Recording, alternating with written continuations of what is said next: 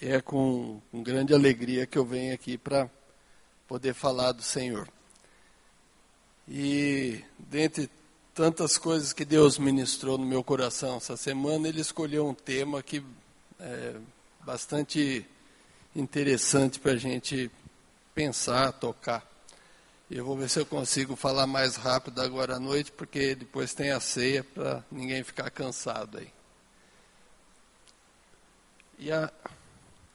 Tem um de fundo preto aí, será que você consegue pôr de fundo preto? A questão é essa. Né?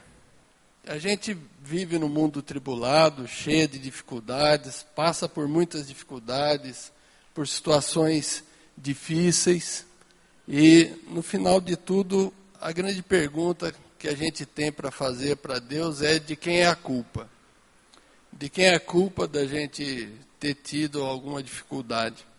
Para poder focar melhor essa situação, eu montei um quadro aqui teatral, meramente ilustrativo. Depois, hoje de manhã cedo, veio uma irmãzinha perguntar se era verdade que tinha acontecido isso. Eu falei, não, é só coisa da minha cabeça isso aqui. É só para ilustrar. Passa o próximo. Para a gente ter uma ideia do que está acontecendo. Dá para apagar um pouco a luz aqui, só para... Imaginemos uma situação mais ou menos assim. Nós estamos vendo aqui de cima, tem a rua ali, que é aquele pedaço preto, e as duas partezinhas brancas ali, que são o passeio público, a calçada. Como acontece em diversas situações, tem uma caçamba, aquela de cima lá à esquerda.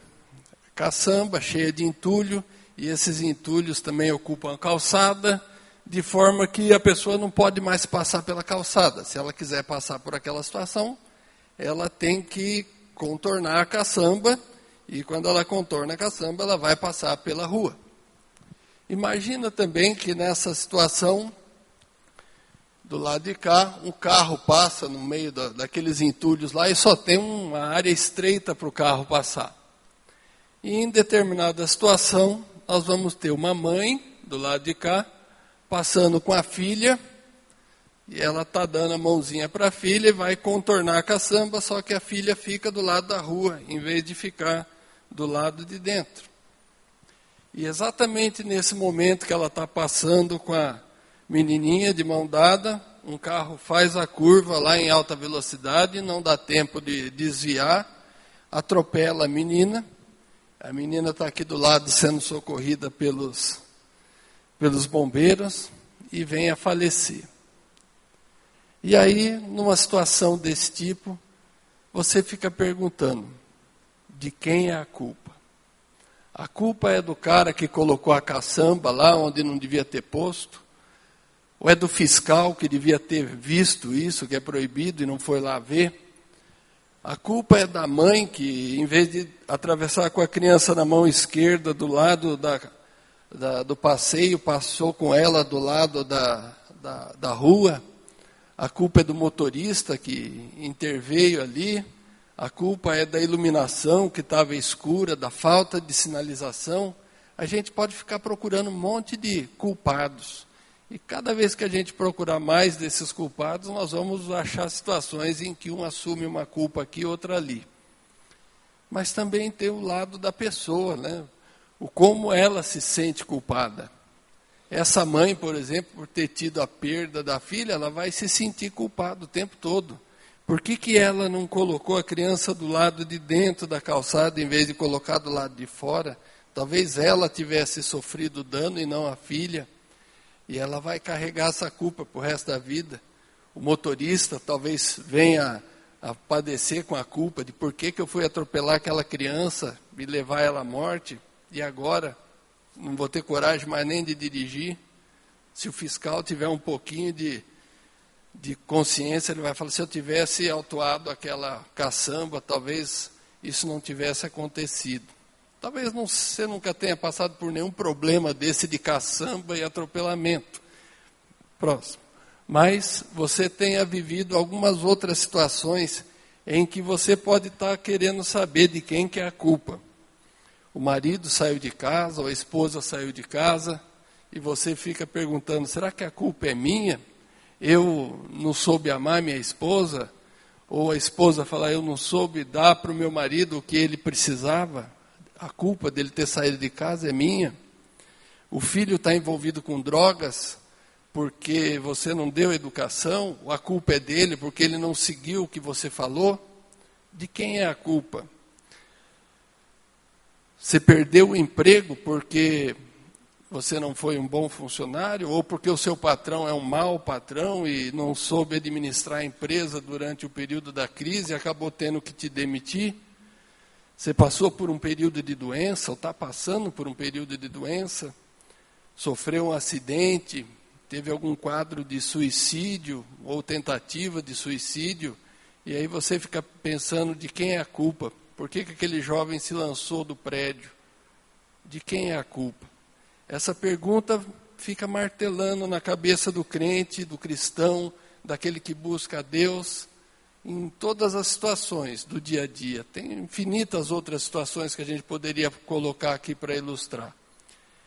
Mas a resposta que a gente vai tentar encontrar passa por 3 respostas distintas. Ou você é o culpado, ou os outros são os culpados, ou Deus é o culpado.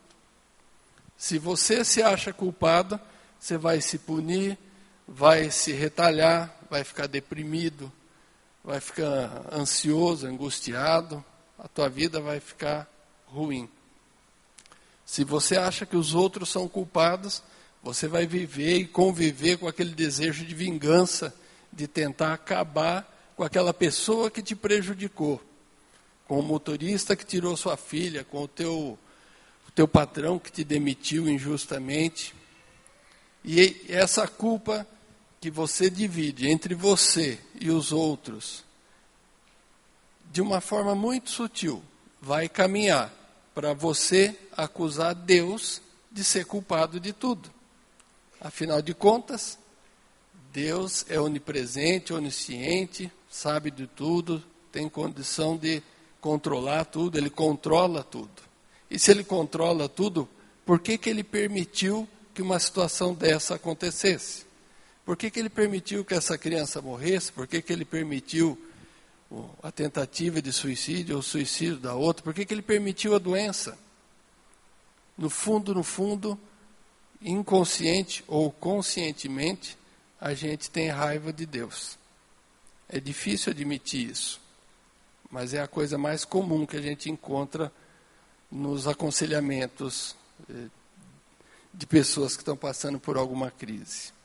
No fundo, a culpa maior cabe a Deus, porque Ele podia evitar e não evitou. E aí a gente passa por uma situação um pouco mais crítica, de tentar trabalhar essa questão de culpa de Deus, que você não admite que você está culpando, mas o está. E aí para o próximo. Se a gente está nessa situação de culpa, a gente está numa relação de pecado. Se você é culpado é porque você infringiu alguma lei. E toda vez que a gente infringe uma lei espiritual, o nome disso é pecado. Se você pecou, você adulterou, você roubou, você se desviou, você foi atrás de outros deuses que não o teu verdadeiro Deus, Jeová, você está em pecado. E para essa situação de pecado, nós vamos ter um tratamento específico. E por que a gente fala que pecado e culpa andam juntos? Veja bem essas passagens bíblicas aqui. Primeiro eu vou ler Romanos 3, 9b. Pois já dantes demonstramos que tanto judeus como gregos, todos estão debaixo do pecado. Se você é crente e está na igreja, você é pecador, judeu. Se você é grego, está no mundo, você é pecador. Uai, todo mundo é pecador? Todo mundo é pecador. A diferença é que para você que conhece a Jesus, tem a graça do Senhor e a redenção do sangue de Cristo. E para aqueles que estão no mundo, ainda não. Mas todos somos pecadores. Teve o momento da queda lá no Éden, no capítulo 3 de Gênesis. Adão caiu e com a queda veio o pecado. E o pecado está no teu sangue, ele faz parte do teu DNA. Ele te leva a pecar. E se você não acredita que você peca, aí que a coisa é mais séria ainda, porque você é um pecador e nem sabe que está pecando. Mas Deus é suficiente para te dar graça mesmo nessa situação. E quando isso acontece, você está pecando e não está nem sabendo mais o que você está pecando, tem um nome diferente, isso já não chama pecado. Se você peca e nem dá bola mais por quanto você está pecando, isso chama iniquidade. É quando o cara é um pecador habitual. Ele adultera, e tem uma época que ele começa a adulterar e aquilo nem pesa mais na consciência. Isso já não é mais pecado, é iniquidade. Mas para todas essas situações, veja só como é que Cristo tratou isso. Eu peguei aquela passagem da mulher adúltera, que foi pega em adultério, e os fariseus levaram ela na presença do Senhor, e ao levar aquela mulher na presença do Senhor, queriam saber o que ele ia fazer. E o que é que estava escrito na lei a respeito de pessoas pegas em adultério? Eles deviam morrer apedrejados. E levaram a mulher lá, e Cristo falava que ia dar a vida e o amor para todo mundo, e de repente tinha uma mulher ali que precisava ser apedrejada. Vocês já conhecem a história, ele ficou abaixado, escrevendo na areia, e falou: aquele que não tiver pecado, que não tiver culpa, atire a primeira pedra, ou comece a apedrejá-la. E ninguém apedrejou. Todo mundo foi largando a pedra e foi indo embora. E aquele momento que ele estava quieto, deitado, ele estava orando para o Espírito Santo dar direção para ele e convencer o coração daqueles homens revoltosos com pedras na mão do que era justiça e do que era verdade. E o Espírito agiu na vida de todos eles, e todos eles se constrangeram, descobriram que eram pecadores, largaram as pedras e foram embora. E aí Jesus pergunta para a mulher: e aí, onde é que estão os seus acusadores? Ninguém te apedrejou? E ela disse: ninguém, Senhor. E disse-lhe Jesus: nem eu também te condeno. Vai-te e não peques mais. Ou seja, existia um senso de culpa, existia um senso de pecado. E quem é que podia remover esse senso de culpa e de pecado? Jesus, o Espírito Santo de Deus no coração de cada um. Então, como que a gente vai tratar esse senso de culpa, esse senso de pecado, esse senso de iniquidade? Próximo. Com perdão. Perdão é uma palavra pequena, é uma palavra poderosa, mas difícil de ser colocada em ação. Você chega para uma mulher que foi traída pelo marido, ou chega para uma mãe que perdeu um filho vítima de um assalto, foi baleado. Você encontra alguém que tenha sido violentado na infância e fala para ele de perdão. Ele fala: não, eu não posso perdoar uma pessoa, ela me fez muito mal. Eu falo: mas Jesus também morreu por essa pessoa. Ele fala: não é possível. É possível. Tem até uma história engraçada de um senhor que ele era andarilho, se converteu, começou a congregar na célula lá em casa, e aí Deus mexeu na vida dele, reedificou toda a vida dele, e aí depois de muito tempo, falei: olha, ele chamava o senhor Dirceu: senhor Dirceu, agora que o senhor já conhece Deus, que a sua vida está andando, a parte financeira está ótima, Deus vai restaurar o seu casamento, que a esposa dele estava viva. Ele falou: Deus, não é possível. Se Deus me ama, Ele não vai me colocar de novo com aquela jararaca. Eu falei, Deus te ama tanto quanto ama ela. O mesmo trabalhar de Deus no seu coração é o mesmo trabalhar de Deus no coração dela. Você vai ganhar de novo, mas não vai ser uma jararaca, vai ser uma princesa. E vocês vão viver felizes para sempre. E depois de pelo menos mais uns 6 meses de trabalho árduo ali, a coisa aconteceu e eles retomaram. Mas perdão faz essas coisas. E quando você fala para a pessoa, você deve perdoar, a primeira coisa que a pessoa fala, eu não estou sentindo que eu tenho que perdoar. Então, ponto número 1, perdão não é uma questão de sentir. Perdão é uma decisão. E quando você decide perdoar a pessoa, 2 coisas maravilhosas acontecem. Primeiro, você para de sofrer com aquela situação que te prendia aquela pessoa. O perdão é como se fosse uma pedra pendurada no teu pescoço que fica segurando aquela angústia, aquela raiva, aquela vontade de vingança. Quando você solta a pedra, você se sente livre, leve, solto. Você pode correr e aquilo não te faz mal. Você não vai esquecer o que aconteceu, mas aquilo não vai mais pesar no teu coração, não vai mais te machucar. E ao mesmo tempo que você perdoa a pessoa, às vezes a pessoa nem sabe que você perdoou ela. Você se sente bem independente da pessoa aceitar ou não o teu perdão. Agora, se a pessoa aceitar o teu perdão, você consegue abrir um espaço para poder ministrar na vida dessa pessoa e levar ela para Cristo também. E aí, se ela reconhecer que ela errou, ela te pede perdão. E se ela for uma crente autêntica, ela não só vai pedir perdão, como vai te restituir, como está escrito na Bíblia, lá no quadro de Zaqueu. Mas perdão é uma coisa muito boa. Para você, que se perdoa a si próprio, quando você acha que você é o culpado de tudo, e aí consegue ter uma vida leve, livre, solta. Perdão é muito bom para o outro, que você acha que é o culpado, e que também vai estar livre, você livre dele, ele livre de você, vocês não vão estar mais amarrados um ao outro por um sentimento negativo. Mas e a questão de Deus? Você consegue perdoar a Deus? Deus não peca. Se Deus não peca, então como é que você vai perdoar a Deus? Aí a situação fica um pouco mais crítica. Próximo.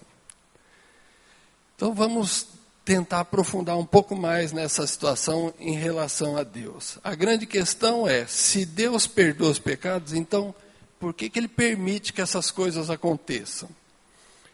Bom, se Deus podia evitar, Ele está no controle de todas as coisas. Eu falei de manhã cedo da música do Macmillan, lá, o Mark Macmillan.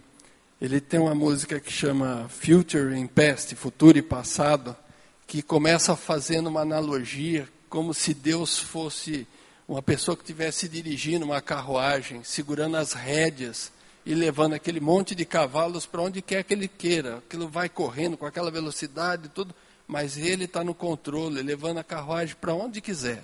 É como se Deus estivesse nas rédeas da carruagem da nossa vida, levando a gente para todo canto. Se Ele está com as rédeas, se Ele está segurando tudo da vida de cada um, por que Ele permite que uma criança morra? Por que Ele permita que aconteça um adultério? Qual a finalidade dessas situações? Então, se Deus perdoa, por que Ele permite? Ele podia simplesmente evitar que isso acontecesse e deixar a gente seguir na nossa vida livre, leve e solto. Essa situação também é uma situação difícil da gente entender em determinadas situações. Fala, mas eu sou bom, eu sou assim, uma pessoa íntegra, não faço mal para ninguém. Por que isso acontece comigo? Pô, eu sou um cara bom. É a mesma pergunta que aconteceu com Paulo. Passa o próximo. O apóstolo Paulo, antes de escrever esses versículos que nós vamos ler agora, vocês já pensaram como que ia ser interessante se um dia a gente conseguisse trazer Paulo para dar um testemunho? Falar, nós conseguimos aí trazer o apóstolo Paulo para dar um testemunho aqui na igreja. Gente, essa é uma coisa de louco. O cara fala, não, eu me converti quando eu caí do cavalo, Cristo falou comigo. Foi ali, papum, ninguém pregou, ele veio, ele mesmo pregou. Ficou 3 dias lá falando na minha cabeça, mandou eu ir para lá e para cá. Saí dali com fogo puro, comecei a pregar e converter multidões. De tudo que ele fez, coisas fantásticas. Deus dava a ele, assim, liberdade e ação fenomenais. Ele, fisicamente, pelo que está contando na Bíblia, ele não era um cara forte, assim, que impunha respeito, mas era respeitado pelo que ele falava, pelo que ele fazia, pelo poder de Deus através da vida dele. Ele estava num navio, e o navio naufragou. E Deus falou para ele, nem você, nem ninguém vai morrer. E ele avisou todo mundo, ó, ninguém vai morrer. E ninguém morreu. Aí eles ficaram numa ilha.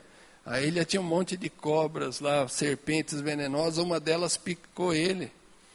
E o pessoal que morava na ilha sabia que picada de cobra era morte na certa. E falaria, esse cara não vai passar de amanhã. E ele falou, não vou morrer. Deus ainda tem propósito na minha vida. E levou ele para lá. Aí depois de ter passado por todas essas situações, ele subiu ao monte e começou a orar a Deus. E Deus pegou Paulo e levou ele até o 3º céu. O céu que está acima do céu que a gente vê, da estratosfera. Onde Deus habita, onde os anjos habitam, onde fica o paraíso. E ele foi lá e ficou, teve um lampejo do que é a vida com Deus. Voltou de lá cheio do fogo do Espírito. E logo depois que ele desce do 3º céu, cheio de si, cheio do Espírito, com toda a vivência, com toda a experiência que ele teve com Deus, olha o que acontece com ele. 2 Coríntios 12, de 7 a 10. Começar pelo 7. E para que não me exaltasse pela excelência das revelações, foi-me dado um espinho na carne, a saber, um mensageiro de Satanás, para me esbofetear, a fim de que não me exaltasse. Acerca da qual 3 vezes orei ao Senhor para que se desviasse de mim. E disse-me, a minha graça te basta, porque o meu poder se aperfeiçoa na fraqueza. De boa vontade, pois, me gloriarei nas minhas fraquezas, para que em mim habite o poder de Cristo. Por isso, sinto prazer nas fraquezas, nas injúrias, nas necessidades, nas perseguições, nas angústias por amor de Cristo, porque quando estou fraco, estou forte. Não é interessante, depois de uma situação tão plena de Deus na vida de Paulo, aconteceu uma situação dessa, desse espinho na carne? Não fica muito claro o que é esse espinho na carne. E os historiadores aí que conseguiram levantar esse período aí, acham que ele tinha alguma deficiência visual, era cego ou não enxergava direito, ou tinha dores de cabeça muito fortes e não conseguia conviver com elas. Eu não sei bem o que isso representa, mas talvez pudesse ser um espinho na carne como esses que nós estamos falando. Essa falta de perdão, essa falta de angústia. Talvez ele pudesse estar se martirizando pelo tempo que ele perseguia os cristãos, matava crianças, matava mulheres, matou Estevão. Meu filho chama Estevão. E ele estava ali do lado na morte de Estevão. Isso tudo podia pesar muito no coração dele, porque agora que ele sabia o que era a luz, o que era a verdade, isso podia ser um espinho na alma dele. Mas a gente não sabe qual que é. O fato é que essas situações me colocaram para pensar. Se Paulo, que tinha tanta intimidade contigo, tinha esse espinho na carne, será que ele nunca foi na presença de Deus perguntar de quem é a culpa? Por que eu estou passando por isso? Ele foi, orou aqui 3 vezes, está falando na palavra. Vamos dissecar isso aqui um pouquinho mais. Próximo. A primeira questão que a gente tem que levar em consideração quando a gente tenta responder essa questão, essa pergunta, é que Deus é soberano.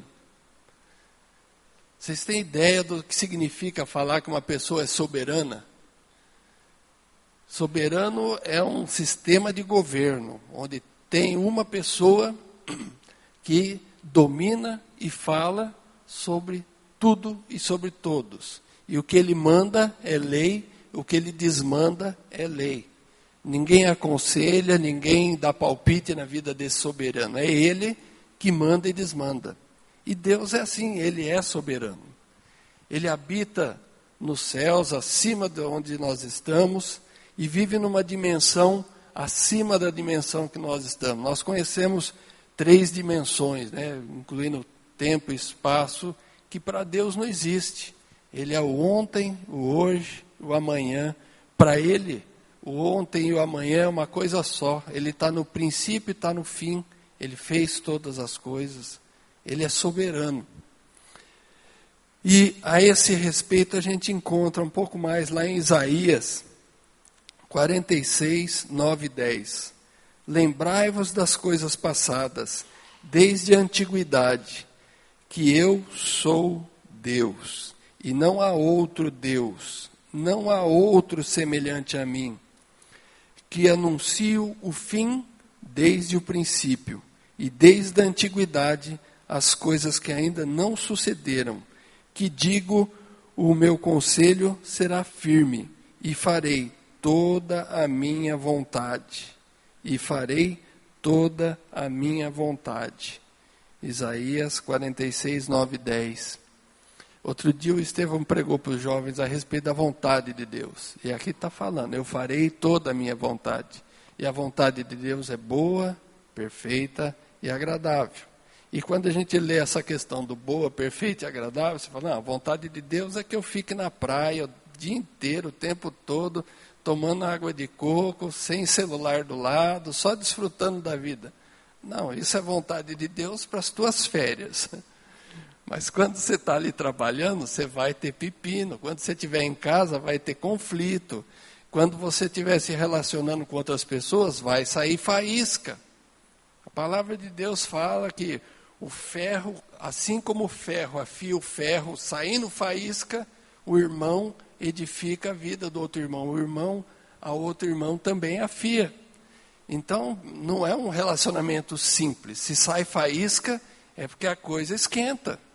E isso é propósito de Deus. É a boa, perfeita e agradável vontade de Deus para a minha e para a tua vida. Continuando em Colossenses, o próprio Paulo falando. E ele é antes de todas as coisas, e todas as coisas subsistem por ele. Então, primeiro ponto, Deus é soberano. Se você, um mero ser humano, quer entender a mente de Deus, é loucura, é perda de tempo. Nós vivemos num mundo mau, onde já entrou o pecado. Aquele que conhece ao Senhor tem a chance de se redimir, mas a grande maioria não conhece, e eles vão continuar fazendo maldades. E as maldades são perenes no nosso dia, e nós vamos conviver com elas. E a vontade de Deus é que todos sejam salvos, mas nem todos serão. O próximo.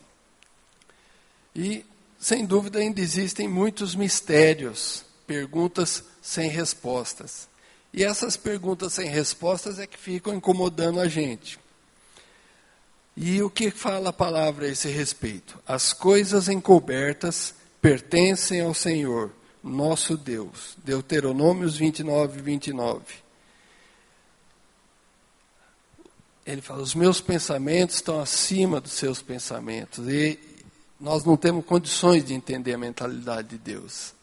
Mas como é que nós vamos? Tudo bem que Deus tem os propósitos dele, tem a ideia dele, eu não entendo a ideia dele, mas o que eu tenho a ver com isso? Como é que eu vou encarar isso? Aí o próprio Paulo fala aqui em 2 Coríntios 5, 7. Andamos por fé e não por vista. Você anda com Deus e acredita no que Deus faz, por fé. A fé é a certeza de coisas que estão por vir, coisas que não são palpáveis. Você não vê, não toca, mas crê. Por isso que você é crente. Você não precisa ver para saber que as coisas existem. Você sabe que elas existem porque você acredita na palavra de Deus e tem experiência com o Espírito Santo. Somente Deus sabe qual é o seu plano perfeito e por que Ele algumas vezes permite que coisas ruins aconteçam e por que algumas vezes Ele intervém para evitar que as coisas ruins aconteçam. Nós andamos por fé. Então, primeiro, Deus é soberano. Segundo, nós andamos por fé e não por vista. Terceiro, próximo. Existe uma lei como todas as leis, que o fato de você conhecer a lei ou desconhecer a lei não te exime da responsabilidade da lei. O clássico exemplo é a lei da gravidade. Você pode até não saber que existe a lei da gravidade, mas se você pular do prédio, você cai e morre. A lei da gravidade vai ser impecável. Da mesma forma, a lei da semeadura e da colheita. Não vos enganeis, Deus não se deixa escarnecer, porque tudo que o homem semear, isso certamente colherá ou ceifará. Você planta boas sementes, você colhe boas sementes. Você plantou más sementes, você vai colher más sementes. Então, o cara se converteu e está na igreja, é uma bênção. Mas ele fumou durante 30 anos. E agora ele tem um câncer de pulmão. Ele vai culpar a Deus por isso? Ele plantou e colheu. O outro bebeu a vida inteira, era uma garrafa de canjibrina todo dia, e agora está com cirrose. Se converteu, está na igreja. A culpa de Deus isso? Não, é lei da semeadura e da colheita. Deus pede para que a gente trate os outros com amor, use palavras mansas, né? A palavra dura incita a cólera, a palavra mansa aplaca o furor. Você trata as pessoas com mansidão, com tranquilidade?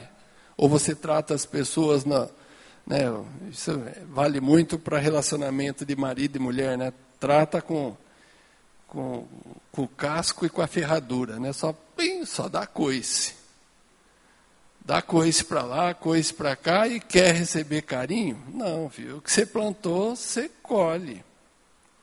Você trata com carinho, você vai ser tratado com carinho. Se você só dá coice, só recebe coice. Ah, mas eu estou na menopausa, estou naquele período dos hormônios. Então vai se tratar, procura um médico, cuida disso, mas ninguém precisa ficar tomando coice. Nem o cachorro, né? Tem paciente que depois que se trata, até o cachorro fica mais feliz em casa. Mas é a lei da colheita. Você semeou, vai colher. As bênçãos vão te acompanhar, vão te seguir, vão te alcançar. Você não vai precisar correr atrás de bênção. As bênçãos vão te alcançar, porque a tua semeadura foi boa. Essa é a lei. Então, Deus é soberano. Nós andamos por fé, pelo que cremos e não pelo que vemos. Existe a lei da semeadura e da colheita. E o próximo. Essa é uma questão interessante da gente falar. Romanos 3:23 fala assim: todos pecaram e estão separados da glória de Deus. Um pouco antes nós já lemos um versículo aí que falava que tanto judeus quanto gregos são pecadores. E aqui ele enfatiza de novo, falando todos. Não é alguns, são todos os que estão na igreja e fora da igreja.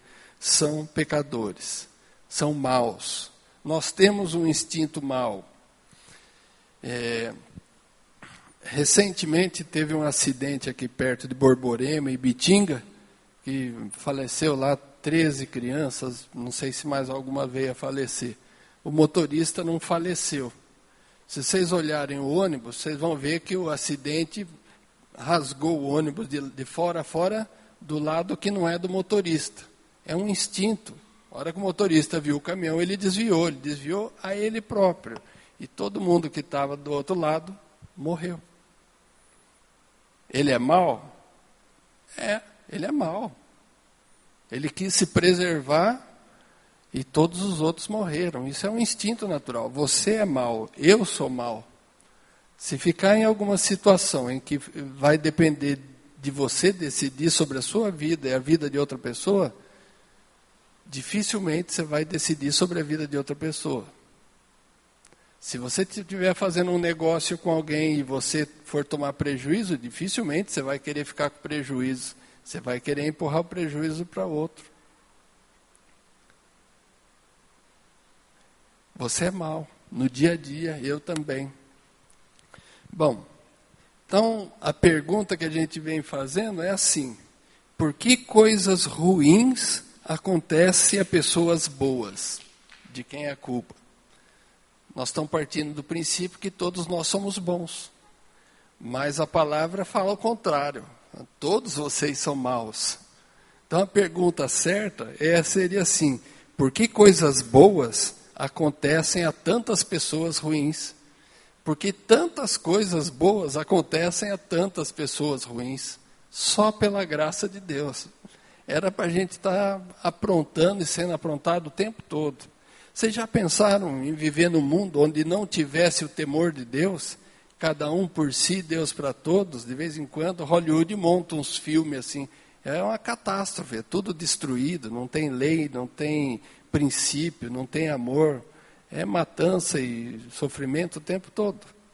Se a gente consegue viver e conviver um pouquinho, é porque pessoas ruins estão sendo abençoadas.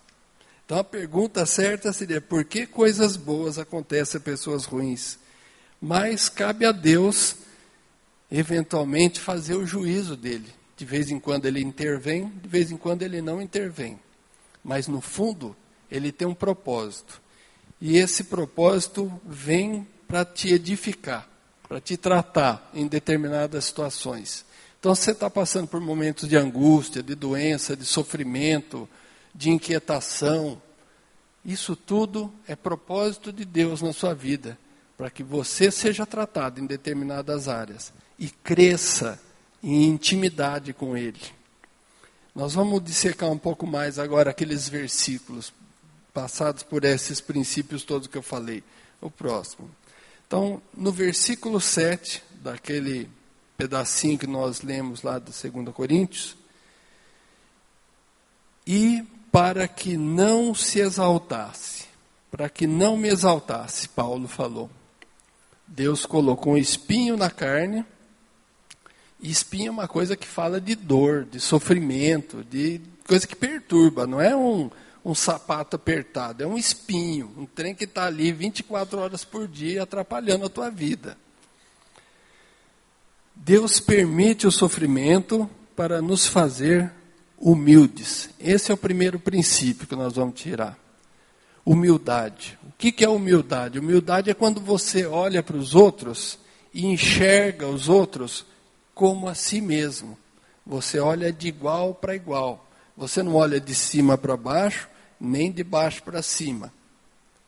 Você olha de igual para igual e trata as pessoas com igualdade. O que você gostaria que fosse feito para você, você faz para os outros. Você gosta de cafuné? Faz cafuné. Você gosta de cachulé? Cachulé quando faz cosquinha no pé. Faz cachulé. Se o que você gosta que faça, faça aos outros. E isso vai se reverter para você. Mas a mensagem que Deus queria deixar a Paulo é que ele era um homem humilde, que ele precisava se comportar como um homem humilde. Apesar dele ter toda aquela intimidade, todo aquele poder, fazer curas no nome de Jesus, salvar a tripulação do barco inteiro, ser picado pela serpente, subir aos céus, você é um homem igual a todos os homens. Seja humilde. E para que você nunca se esqueça disso, vai ter um espinho na carne 24 horas por dia. E durante 24 horas por dia você vai se lembrar que você tem que ser humilde. Porque o que te faz ser exaltado sou eu, é o próprio Deus. Não é na sua força, não é na sua capacidade. Então, você é um homem comum, como qualquer outro. Precisa de Deus como qualquer pessoa. O que te faz subir aos céus e descer aos céus sou eu, é o próprio Deus. Então, se você está nessa situação de achar que você é menos, ou de achar que você é mais do que outras pessoas, vamos ajustar o foco. O sofrimento tem essa necessidade de te trazer a ser uma pessoa humilde, humilde de coração, sem soberba e sem miséria. Você é igual a todo mundo. Deus te ama, Ele te criou, Ele sabe que você é uma pessoa única no mundo, não existe outro igual a você. E Ele te trata individualmente. Ele criou o universo todo, cuida do universo todo, mas Ele cuida de você diretamente com você. Ele fala com você. Aprenda a ouvir a voz de Deus.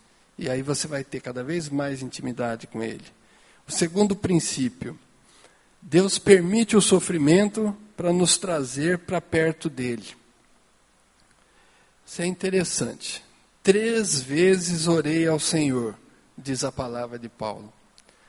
E quando Paulo fala orar, não é uma coisa pequena, não.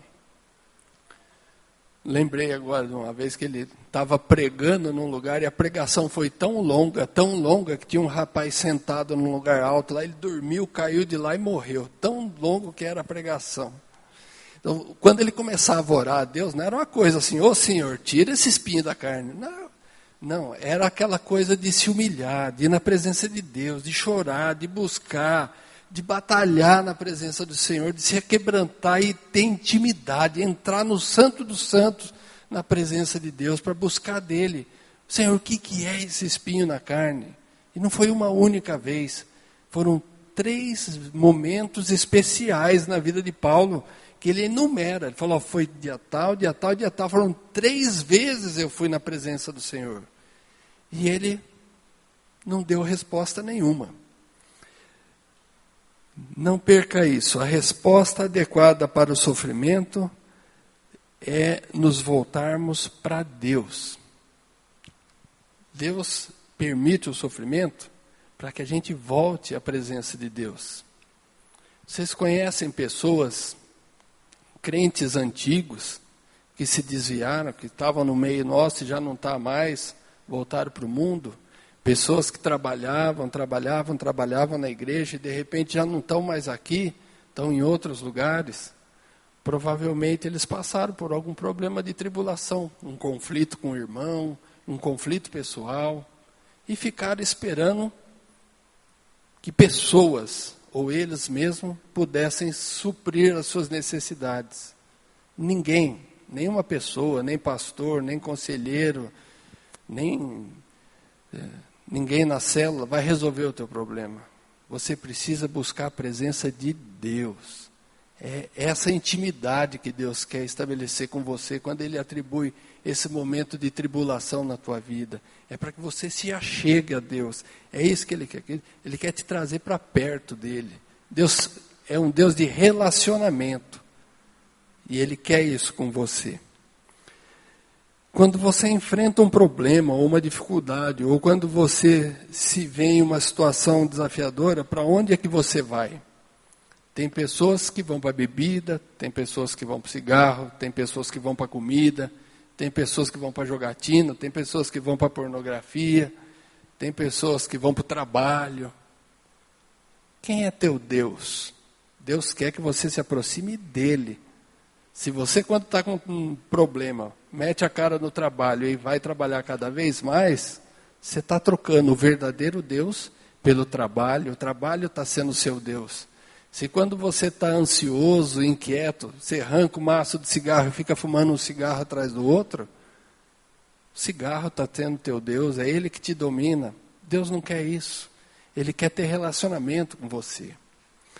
E eu coloquei aqui o pensamento do A.W. Tozer, que é um ator inglês. Eu gosto muito dos livros dele. E uma coisa que um pensamento que ele deixou claro aqui é o seguinte: é duvidoso que Deus use alguém grandemente antes que Ele, o próprio Deus, o tenha ferido consideravelmente.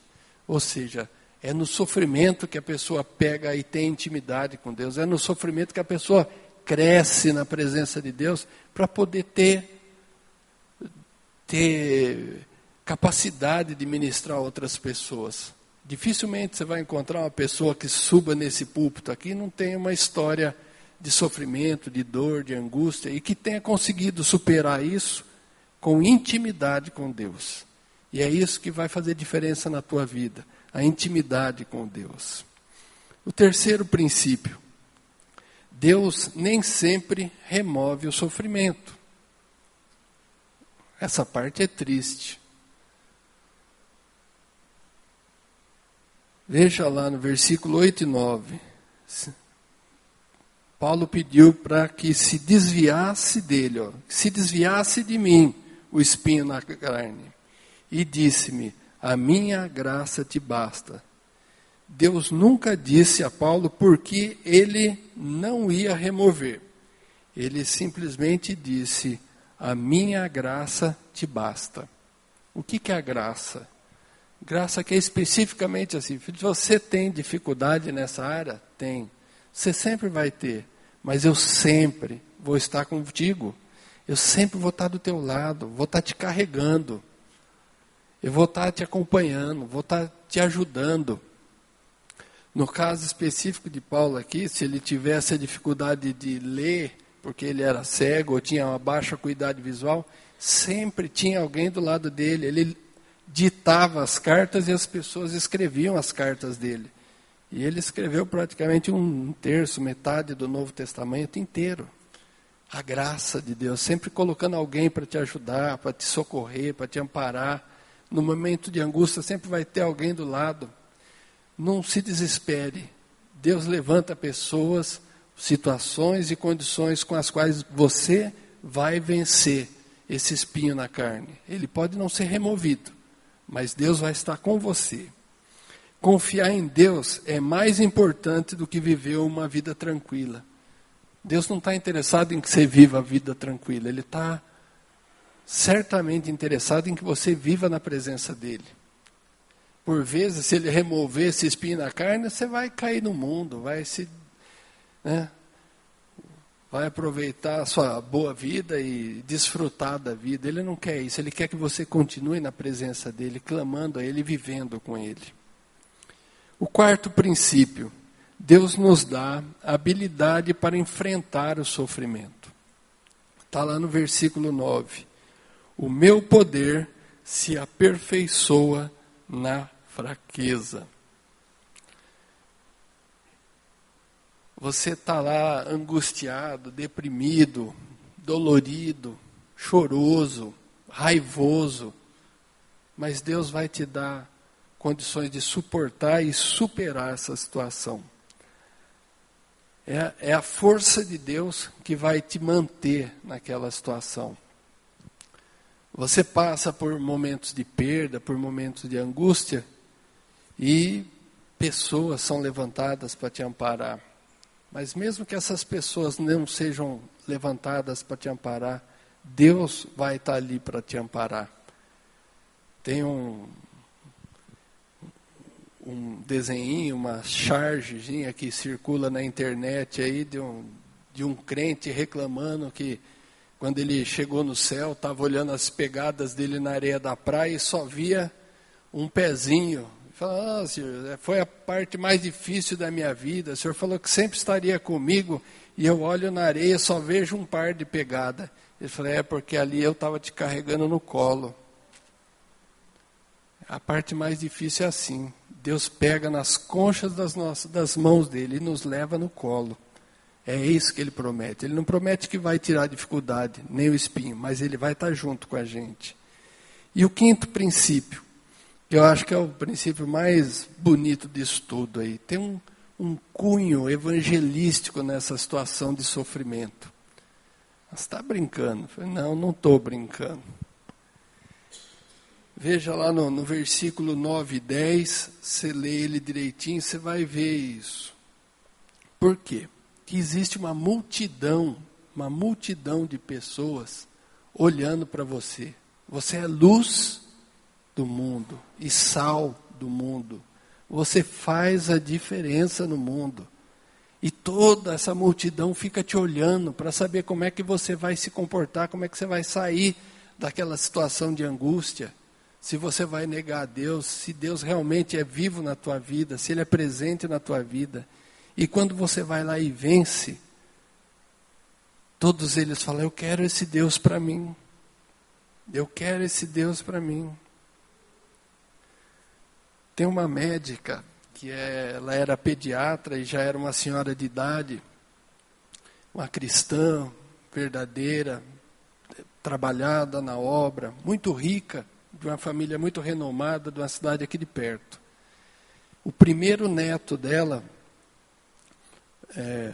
quando a filha ficou grávida, foi nascer, e aí aquela festa no centro cirúrgico. Ela era médica, o ginecologista ia fazer a cesárea, o pediatra ali, o anestesista, as enfermeiras, todo mundo ali, com aquela festa que vai nascer o primeiro neto daquela senhora, que era uma senhora distinta na sociedade. E quando a criança nasceu, a pediatra tirou a criança e viu que ele tinha um lábio leporino, com um defeito de fechamento aqui, com a boca toda defeituosa. A obstetra já descompensou, começou a falar, eu vou matar aquele cara do ultrassom que não viu isso, como é que ele não fala? Aí o pediatra disse, como é que eu vou entubar essa criança agora, como é que eu vou aspirar? E o anestesista, eu vou fazer essa mulherada dormir, e aí já começou aquela bagunça, um aqui, um grita ali, outro grita lá.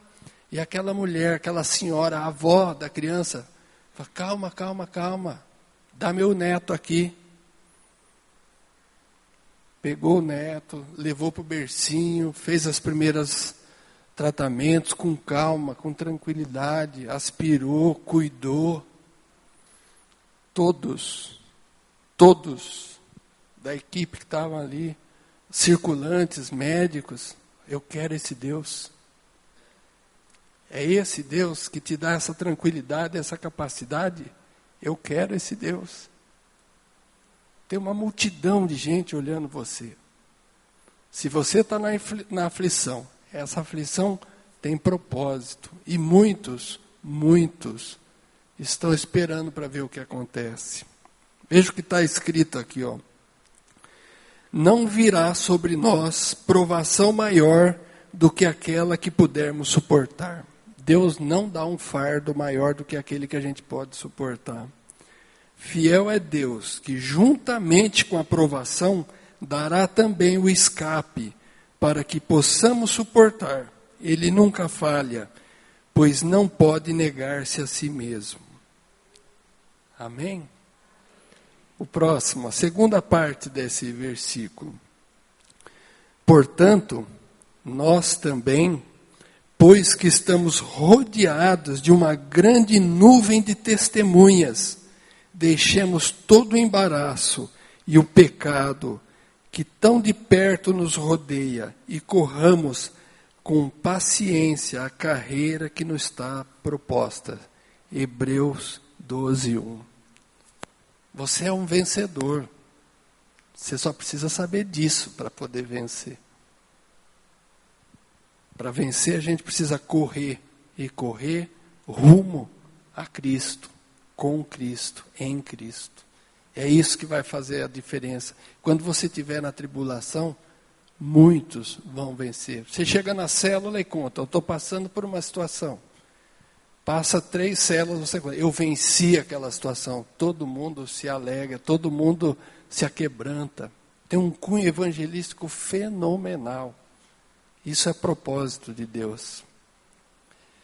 Tem uma passagem na Bíblia, que eu não coloquei aqui, que os apóstolos intrigados perguntavam a Cristo. Eles chegaram assim, Senhor, por que esse jovem nasceu cego? É pecado do pai ou é dele? A culpa é de quem? É do pai ou é dele? E a resposta de Cristo foi, não é nem do pai nem é dele, ele nasceu assim para glorificar o nome do Senhor. E ele foi curado e muitos se converteram. Eu queria passar agora um testemunho rapidinho. para que vocês tenham ideia do poder, da ação de Deus na vida das pessoas e de quem é o nosso Deus. Esse testemunho é de um garotinho de 5 anos, chamado Davi, neto de um pastor de uma igreja de Santa Catarina, uma igreja grande de 500 membros mais ou menos. O avô dele é o pastor titular. A mãe e o pai são ministros de louvor. E eles estavam fazendo um evento na igreja para colheita. E trouxeram muitos visitantes. E exatamente no dia... Pode passar. Apagar a luz aqui fica melhor. No dia desse evento aconteceu um acidente. Eu vou deixar vocês ouvirem, aí eu vou contando aos poucos aqui.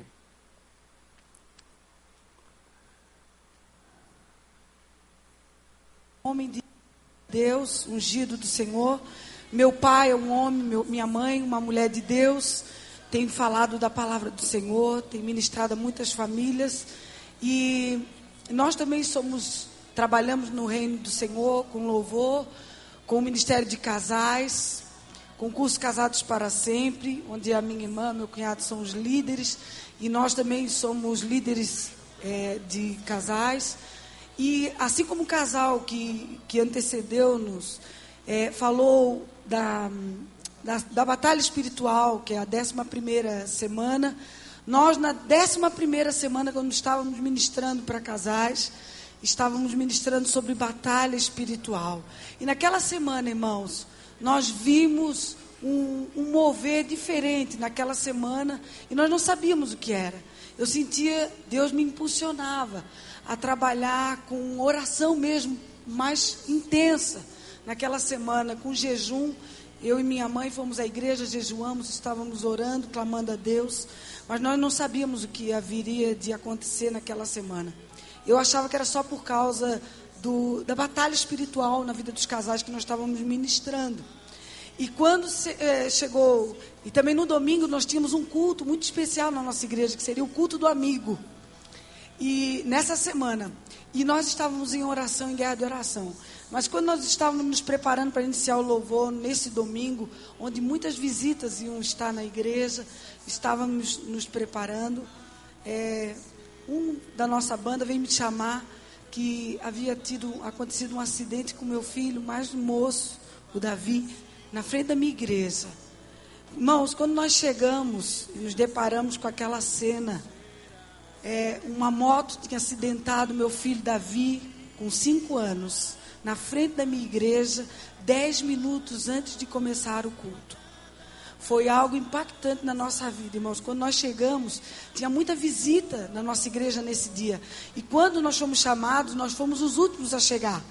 E quando nós chegamos, a polícia já estava lá, e aquela multidão de pessoas, e nós olhamos aquela cena. Meu pai, pastor Nassete, chamou toda a equipe para orar, e o Davi no chão, uma poça de sangue. Foi a cena que nós visualizamos naquele dia. E até para nós entender um pouquinho da história do Davi, o Davi é fruto de uma promessa de Deus.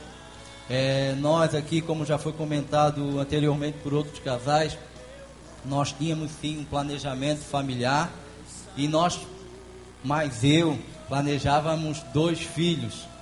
A Jerusa queria 3 e eu planejava 2. Então lá, como a palavra do homem aí eu falei, não, tudo bem, então nós vamos fazer 3. Nem tanto assim. Nós conversamos muito tempo, então decidimos juntos ter 2 filhos, com a seguinte condição, que eu fosse fazer a vasectomia. E ali nós oramos nesse sentido, e eu fiz a vasectomia, e deu tudo certo e tal, e passou algum tempo. Depois de quase 1 ano, a Jerusa falou, olha, eu estou desconfiado que estou grávida. Mas durante aquela semana que eu fiz a vasectomia, houve uma palavra profética para a nossa vida. Um pastor lá que veio visitar a nossa igreja, pregar, ele chamou nós na frente e lançou uma palavra. e profetizou sobre a nossa vida, e uma das profecias, da palavra de profecia que ele falou, foi que nós teríamos um terceiro filho.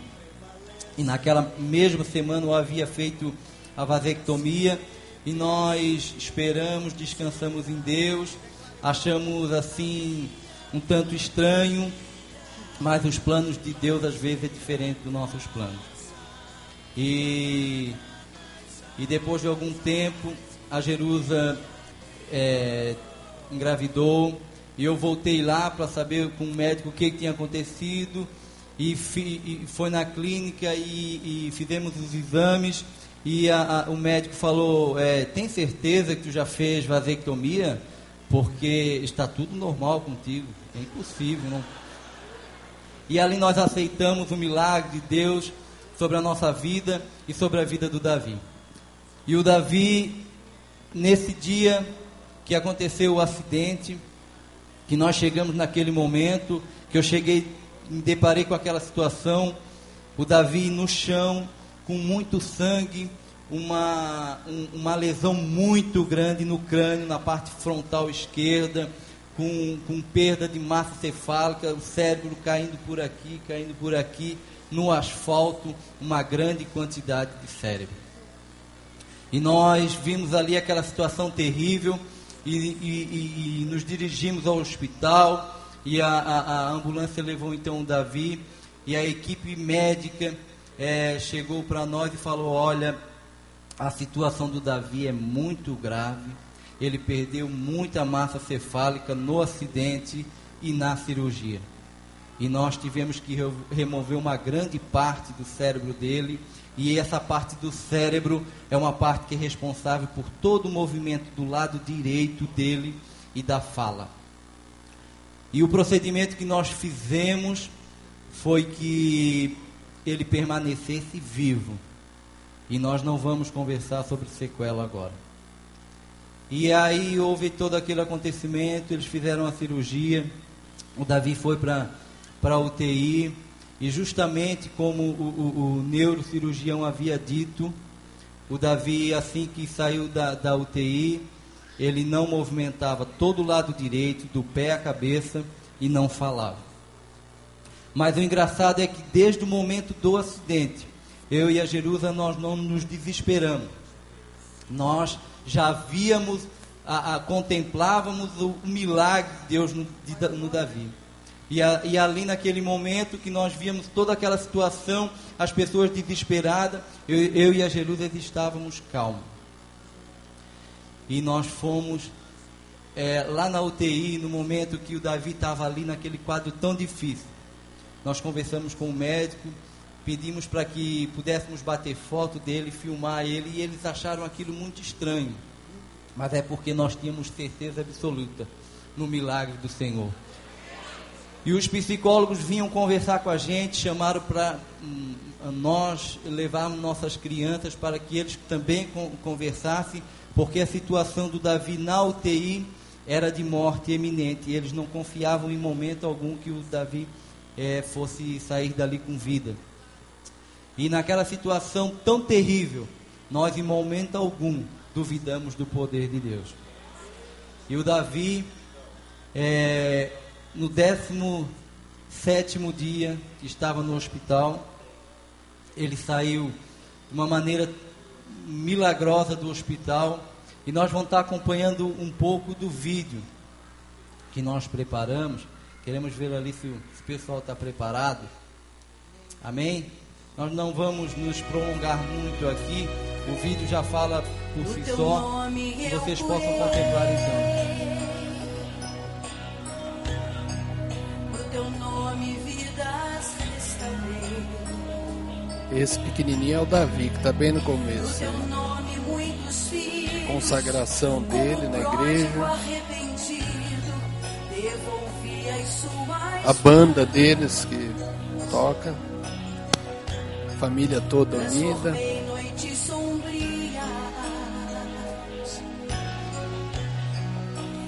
Os louvores na praia, vigília, os teatros.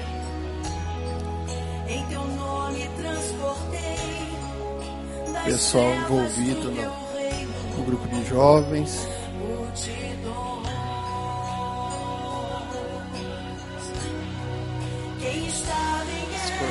famílias.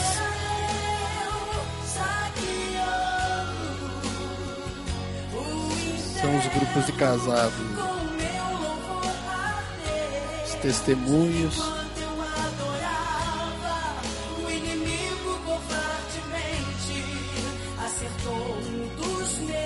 O nariz esfolado, mostrando que é um menino quietinho.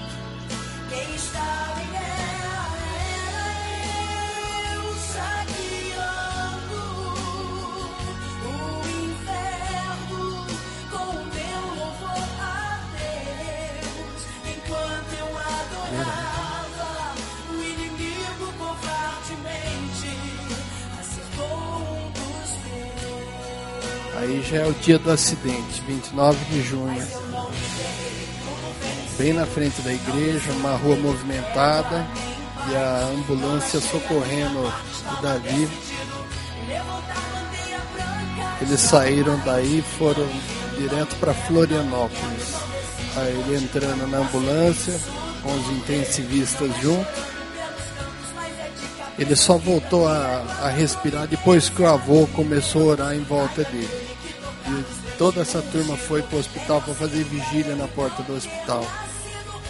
Na UTI, entubado, respirando com auxílio de aparelhos. Ele perdeu uma grande quantidade de massa encefálica do lado esquerdo. A expectativa é que ele ficasse paralisado do lado direito. Davi em coma, ficou assim 4 dias.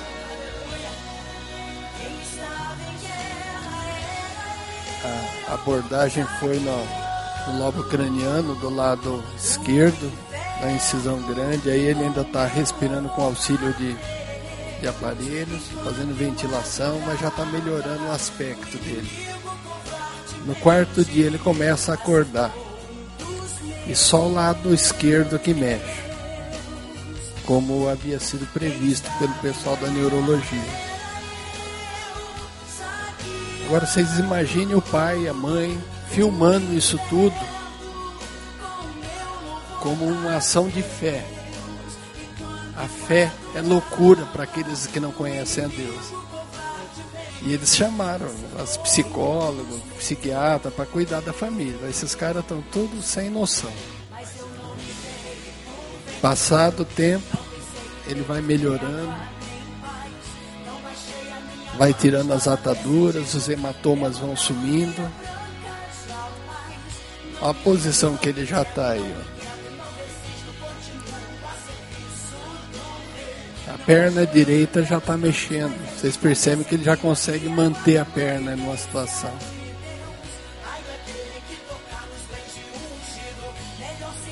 E aí quando tiram a sedação ele acorda. Mas pelo efeito do trauma, da amnésia, não reconhece ninguém.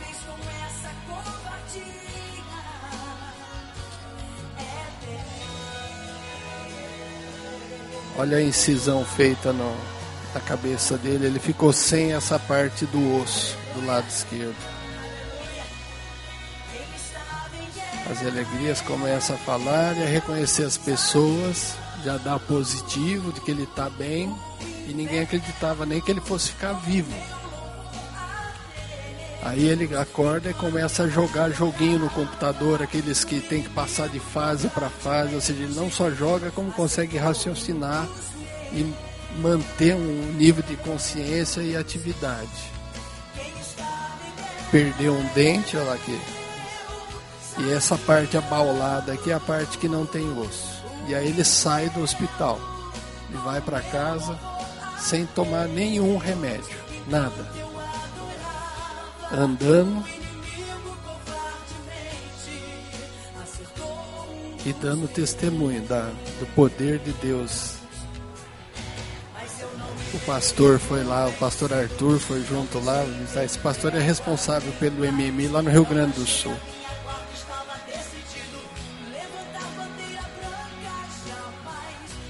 É Deus, ele é o autor. Pode deixar, tem mais ali. É o maior milagre. Pode deixar.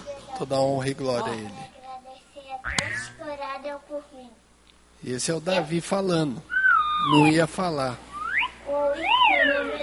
Mexer no lado direito, que ele não ia mexer. nome é Davi. Eu quero agradecer a todos que oraram por mim. Meu nome é Davi. Sem o chapéuzinho, jogando bola. Ele tem que usar aquele capacete ali para proteger a cabeça, né? A criança totalmente normal. Eu queria chamar o pessoal do louvor aqui, os levitas. Eu e Rosana estávamos sentados na fileira, segunda, terceira fileira, e o avô dele do lado. E eu não sabia que eles iam dar esse testemunho. E tinha um menininho que ficava entrando e saindo, toda hora não parava. Um espoleta. Aí depois que nós fomos ver quem que era o Davi, ele estava ali do nosso lado. Testemunha viva da ação de Deus. Deus não está com a mão encolhida não, meu irmão. Deus está ali. Vocês viram o pai falando lá que Davi é fruto de uma promessa. Aí você pode falar assim, o pai fez vasectomia, mesmo que a vasectomia ela engravidou e ele veio, ele é fruto da promessa mesmo. Por isso que ele conseguiu superar essa situação. Você é fruto da promessa. Deus estende para você a mesma promessa que estendeu para o Davi. Ele ama tanto você quanto amou Davi. Ele está disposto a fazer por você tudo o que ele fez pelo Davi. Passados 6 semanas, Davi já estava andando. Eles voltaram e fizeram um culto de ação de graças por tudo que Deus tinha feito na vida do Davi. E mais de 200 pessoas se converteram naquele culto. É obra de Deus.